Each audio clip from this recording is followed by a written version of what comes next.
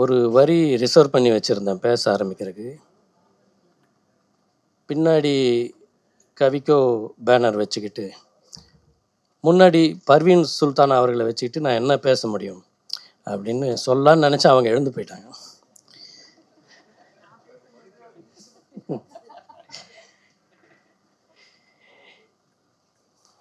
எனக்கு சினிமா மேடைகளை கொடுத்தது இயக்குனர் சிகரம் கே பாலச்சந்தர் அவர்களும் திரு அஜித்குமார் அவர்களும். ஆனால் எனக்கு இந்த மேடை ரொம்ப புதுசாக இருக்குது. புதுசான ஒரு மேடை. இந்த மேடைக்கு நான் நிற்கிறதுக்கு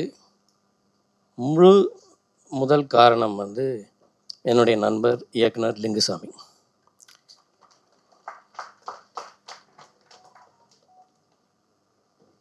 இந்த ஹைக்கூவை நான் என்னை பற்றி கொஞ்சம் சொல்லணும். நான் ஆனந்த விடனில் ஃப்ரீலான்ஸ் கார்ட்டூனிஸ்டாக சரண்கிற பேரில் கிட்டத்தட்ட ஒரு 7 வருஷம் நான் ஒர்க் பண்ணியிருக்கேன். அப்போ எனக்கு எழுத்தாளர் சுஜாதா அவர்கள் ஜூனியர் விடனோ ஆனந்த விடன்லையோ ஹைக்கூவை பற்றின ஒரு அறிமுகப்படுத்தி ஒரு கட்டுரை வந்துட்டு இருந்துச்சு. அதில் மொட்டை மாடியில் திருடன் நிலா அப்படின்னு ஒரு கவிதை அவர் மேற்கோள் காட்டி எழுதியிருந்ததற்கு நான் படம் போட்டு கொடுத்தேன். அன்றைக்கெல்லாம் எனக்கு ரொம்ப சந்தோஷமாக இருந்தது. ஏன்னா என்னுடைய ஆதர்ச எழுத்தாளர், நான் லைப்ரரியாக போய் புரட்டி படித்த ஒரு எழுத்தாளர், அவர் எழுதுனதுக்கு நான் ஒரு படம் வரைஞ்சிருக்கேன் அப்படிங்கிறது எனக்கு அப்படி ஒரு சந்தோஷத்தை அன்றைக்கி எனக்கு கொடுத்துச்சு. நான் ஒரு 3வது படிக்கும்போதுலேருந்து எங்களை அம்மா அனுப்பி வச்சது லைப்ரரிக்கு தான் படிக்கிறதுக்கு அனுப்பி வச்சாங்க. அப்படி நான் படிக்க ஆரம்பித்து அப்போ எனக்கு மனசில் தச்ச அப்போ புதுக்கவிதை வடிவம் வந்துட்டு இருந்தப்போ நான் படித்தது கனவுகள் கற்பனைகள் ப்ளஸ் காகிதங்கள், மீரா எழுதுனது. அது எனக்கு ஒரு கிளர்ச்சியை அப்போ கொடுத்துச்சு. அதுக்கப்புறம் அந்த கிளர்ச்சியோட வடிவம் எனக்கு மாறிக்கிட்டே வந்தது. நான் ஒரு இயக்குனராக இருந்தாலும் கமர்ஷியல் படம் லிங்குசாமி சார் சொன்ன மாதிரி நானும் அவரும் போட்டி போட்டுக்கிட்டு நிறைய கமர்ஷியல் படமாக எடுத்து தள்ளுவோம். பட் அடிப்படையில் ஒவ்வொரு இயக்குனருக்குள்ளேயும் ஒரு கவிஞன் எப்பவுமே இருப்பான். இந்த ஒரு விஷயத்தை சொல்கிறதுல ஒரு சீனில் சொல்கிறதுல ஒரு வசனம் மூலமாக சொல்கிறதுல எப்பவுமே எங்களுக்குள்ள ஒரு கவிதை மனோபாவம் ஒழிஞ்சிக்கிட்டே இருக்கும். அது நமக்கே தெரியாது. இப்போ நான் அமர்க்களம் படத்தில் பாடல் கம்போசிங்கில் அது பாடல் எழுதுறதுக்கு வைரமுத்து சார்கிட்ட நான் அந்த சிச்சுவேஷனை பற்றி விளக்கி சொன்னப்போ நான் ஒரு வார்த்தை, எனக்கு இந்த தொனி இருந்தால் நல்லாயிருக்கும் சார். அதாவது ஆண் பாடுறான், நீ பிறக்கும் முன்னே நான் பிறந்ததேனோ, நீ பிறக்கும்போது உன்னை எந்தன் கையில் ஏந்தத்தானோ அப்படிங்கிற மாதிரி அந்த அந்த சென்ஸில் ஒன்று வேணும் அப்படின்னு சொன்னேன். அவர் அதை அழகாக அதை கவிதைப்படுத்தி அந்த பாடலில் ரொம்ப அருமையாக ஊற்றி கொடுத்தார். இது எல்லாருக்குள்ளும் உண்டு. டைரக்டர் கவிஞன் ஆகலாம், ஆனால் கவிஞன் அவர் டைரக்டராக இருக்கிறதுங்கிறது எனக்கு தெரிஞ்சு லிங்குசாமி அவர்கள் தான். நான் ஆக்சுவலாக ரொம்ப விளையாட்டாக தான் ஆரம்பித்தோம். இதை நான் போன விழாவுக்கு வந்திருந்தேன். அப்போ எனக்கு விழா முடிஞ்சதுக்கப்புறம் அந்த மேடையில் மற்றவங்ககிட்ட பேசுகிறதுக்காக நான் மேடை ஏறினப்போ எனக்கு கால் அப்படியே கூசுச்சு. எப்படின்னா கவிக்கோ அவர்களுடைய அந்த மேடையில் நம்ம மேலே ஏறுறதுங்கிறது எனக்கு அப்படி ஒரு கூச்ச சுபாவம் இருந்தது. இந்த மேடையில் அது இல்லை, காணாமல் போயிடுச்சு. ஏன்னா அதை காணாமல் போக்கியவர் லிங்கு அவர்கள். அவர் எனக்கு இந்த மாதிரி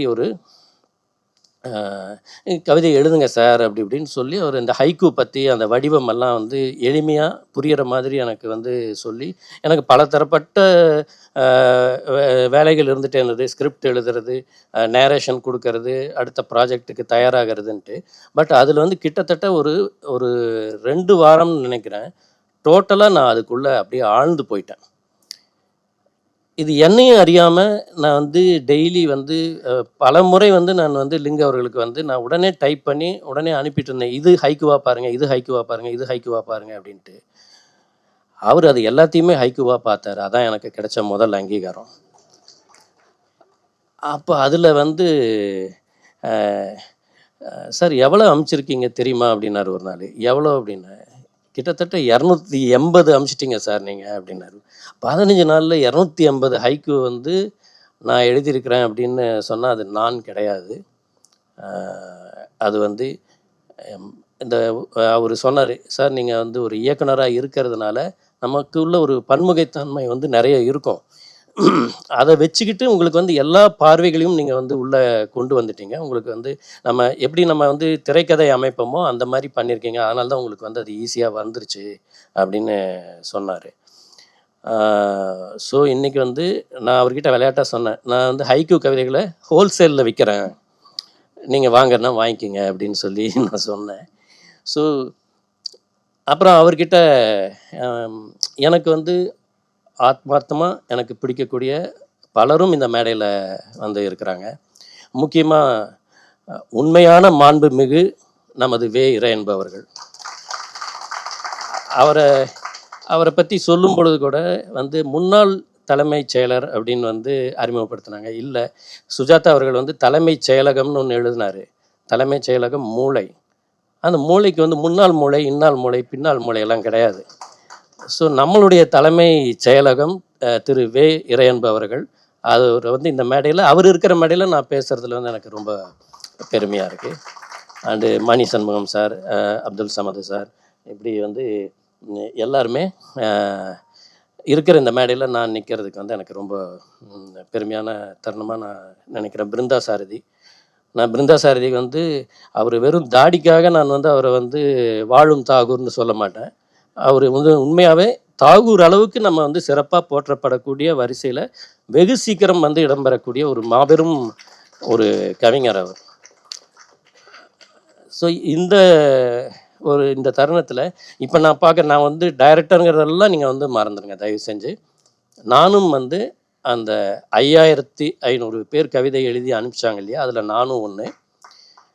அதில் 53 கவிதைகள் வந்து தேர்ந்தெடுத்ததில் அது ஃபில்டர் பண்ணி பாருங்கள். இவர் லிங்குசாமி வந்து இறக்கமே காட்ட மாட்டார். அவர் நம்ம வந்து பரீட்சை பேப்பர் வந்து சேஸ் பண்ணி போகும்போது அது யாருக்கு போகுதுன்னு கண்டுபிடிக்கிறதுக்கெல்லாம் சில டெக்னிக்கெல்லாம் அந்த காலத்தில் வச்சுருப்பாங்க. அப்போ இந்த பேப்பர் யாருக்கிட்ட போகுதோ அந்த நம்பரெல்லாம் மறைச்சி கொடுத்துருப்பாங்க. பட் அதெல்லாம் மீறி அந்த பேப்பரை கண்டுபிடிச்சி பணம் கொடுத்து பாஸ் பண்ணுறதுக்கு உண்டான வழியை வந்து நம்ம பசங்கள்லாம் அப்போ பார்ப்பாங்க. அது ஆனால் யாருக்கிட்ட அந்த பேப்பர் போகுதுன்னு தெரிஞ்சால் நம்ம அங்கே கிட்டேயே போக மாட்டோம். அந்த மாதிரி ஆட்கள் கிட்ட தேர்ந்தெடுத்து தான் இவர் வந்து எல்லா கவிதைகளையும் அனுப்பிச்சார் ஃபில்டர் பண்ணுறதுக்கு. ஸோ இது ஒவ்வொரு கட்டமாக கடந்து நான் பக்கத்தில் இருந்து நான் பார்த்தேன். அவ்வளோ ஒரு டெடிக்கேஷன் இவரை பொறுத்தளவில், லிங்குசாமியை பொறுத்தளவில். இதுனா இந்த ஹைக்கூ, இந்த புக்கு, அந்த நம்ம வேடியப்பன் இருக்கார் பாருங்கள், அவர் வந்து நம்ம வேடியப்பன்னே சொல்லக்கூடாது, வெடியப்பன் தான் சொல்லணும். தீபாவளி மாதிரி வந்து ஒவ்வொரு புத்தக திருவிழாவையும் அவர் டிஸ்கவரி வந்து கொண்டாடிட்டுருக்கோம். ஸோ அந்த மாதிரியான ஒரு இது.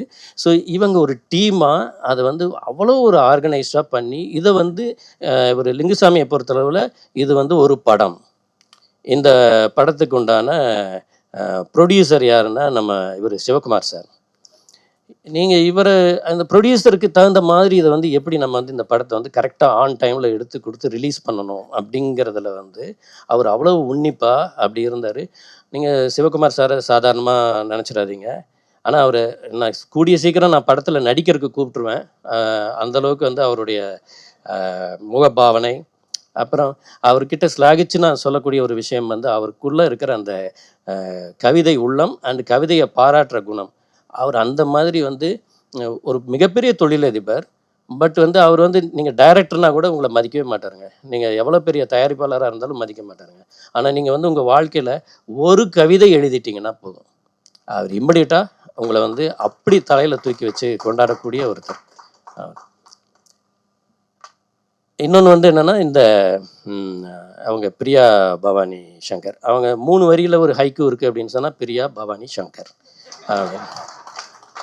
எல்லாம் கேட்டே இருப்பாங்க, இந்த ஹைக்கூனா எப்படி இருக்கும் எப்படி இருக்கும்னு லிங்குசாமி கிட்ட கேட்டுகிட்டே இருப்பாங்க. அவர் பொறுத்து பொறுத்து பார்த்தார், ஹைக்கூனா இப்படி தாங்க இருக்குன்னு சொல்லி மேடைக்கே ஹைக்கூவை கூட்டிகிட்டு வந்துட்டார் இந்த முறை.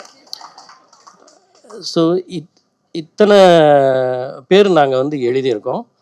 இதில் வந்து அவங்க சொன்ன மாதிரி தேர்ந்தெடுத்தது வந்து சில கவிதைகள் தான். அதை அந்த சில கவிதைகள்லையும் வந்து அதுக்கு வந்து வரிசை முக்கியமே இல்லை. முதல், 2ஆம், 3ஆம்ங்கிற எந்த வரிசைக்கும் இடமே கிடையாது. நான் என்கிட்ட அவர் கேட்டார், 53 கவிதையில் என் கவிதை ஒன்றா இருந்தாலே போதும், எனக்கு ரொம்ப மகிழ்ச்சி அப்படின்னு தான் நான் வந்து சொல்லியிருந்தேன். அதுக்கப்புறம் ரொம்ப ஃபில்டர் பண்ணி தான் எனக்கு வந்து அந்த பரிசு கிடைச்ச விவரமே எனக்கு வந்து இன்றைக்கி அவர் வந்து அவங்க பிரியா கிட்ட அவர் ஃபோனில் பேசும்போது தான் எனக்கே தெரியும் அது எனக்கு கிடச்சிருக்கு அப்படிங்கிற மாதிரி ஒரு இண்டிகேஷன் மட்டும் கொடுத்தாரு. அது மேடையில் நீங்கள் பார்த்துங்க, அது என்ன பொசிஷனில் இருக்குன்னு எனக்கு தெரியாது சார்னா அங்கேயும் ஒரு சஸ்பென்ஸாக வச்சார். இங்கே வந்ததுக்கப்புறம் தான் எனக்கு 2ஆம் பரிசுன்னுடன் எனக்கு ரொம்ப ஆறுதலாக ரொம்ப சந்தோஷமாயிட்டேன் நான். ஏன்னா இந்த முதல் பரிசுக்கெல்லாம் நான் தகுதி கிடையாதுங்க நிச்சயமாக. இதில் வந்து இந்த முதல் பரிசுக்குரிய கவிதைன்னு ஒன்று இங்கே இருக்குது இல்லையா, இந்த கொக்கோடு பறக்கும் மீன், அது வந்து அமேசிங், ரொம்ப அற்புதமான அந்த கவிதைக்குள்ள அந்த அந்த அந்த வரிகளுக்குள்ள அவ்வளோ ஒரு பெரிய வாழ்க்கை தத்துவம் வந்து இருக்குது. நம்ம எல்லாருமே ஒரு வகையில் மீன் மாதிரி தான். கொக்கு நம்மளை பிடிச்சிட்டு போகும்போது தான் நம்ம இருந்த அந்த பரப்பை வந்து நம்ம வந்து பார்க்க முடியுது. ஸோ இது வந்து ரொம்ப அழகாக வந்து எழுதியிருக்கிறதும் அந்த 3வது பரிசு பெற்ற அந்த கவிதை, அந்த சிறுமி கையிலிருந்து சிறுமியை நழுவ விட்ட அந்த பலூன்கிறது வந்து ஒரு அற்புதமான ஒரு கற்பனை.